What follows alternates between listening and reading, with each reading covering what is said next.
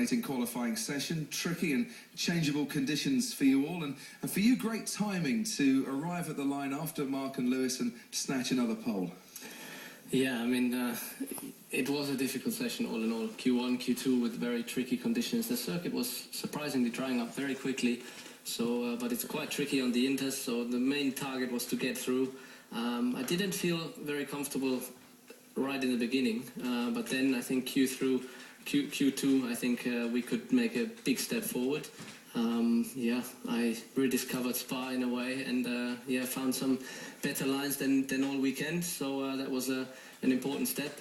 And then in Q3, obviously, yeah, we were quite sure it's dry tires, but again, quite sure if it doesn't start to rain, it will be all down to the last lap because the circuit will just improve. So yeah, I was trying to, make my way around in the first two, trying to get the temperature into the tires, and then the last two laps, and the last one in particular, I tried to push as hard as I can, and yeah, arrived at the last corner. I think Lewis was right in front of me a couple of seconds, and I saw him locking up, and the last thing you then want is to lock up as well, but all was fine. It was a very good lap. I was very happy with the car towards the end in the dry, and yeah, it seemed to get quicker and quicker every lap, so all in all, I'm very happy. Not an easy session, as you said, with the conditions changing all the time, and right after we finished, it started to rain again, so we'll see. Tomorrow they say it's dry, but I think here, as you've seen today, anything is possible.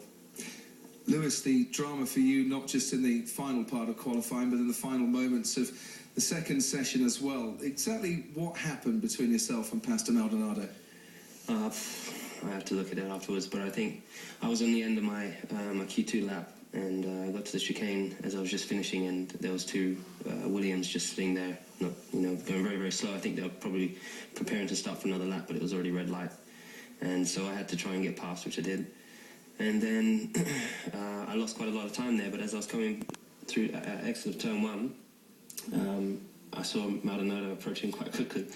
Anyways, but he came around me, and I didn't move anywhere, but happened to swipe across me. I don't know whether it was intentional or not, but I guess we'll see shortly. I just said I'm going to sit here and wait for the stewards to call me up, because rather than go back down to the brand centre. Was there any concern that you wouldn't be able to go out in the final part of qualifying after that collision? How severely damaged was the car? Yeah, the front wing was quite badly damaged, my side pod, and I thought my front suspension was damaged. I think that the front towing is probably a little bit out, but fortunately the guys did a great job to put it back together. But I just think once the flag is out and the red lights are on, there's no need to be racing, or there should never ever be an incident, and unfortunately there was.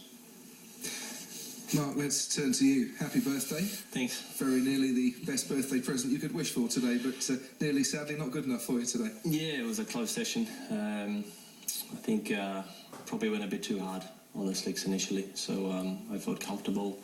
You never know if the lap you're on is always a lap that's going to be the lap rain here. Obviously, there's sprinkling here and there. As soon as we finished Qualy, it started to rain again, so yeah, probably could have built up a little bit slower, but anyway, to have a better condition, slightly better run into the back part of the third and fourth lap. But anyway, that's how it goes. It's easy, we've had a very good smooth weekend, and it's very, very easy to end up, like JB or whatever, in those sessions it's very easy for us to be out of position. So we're in position, sort of. It would be nice to be in a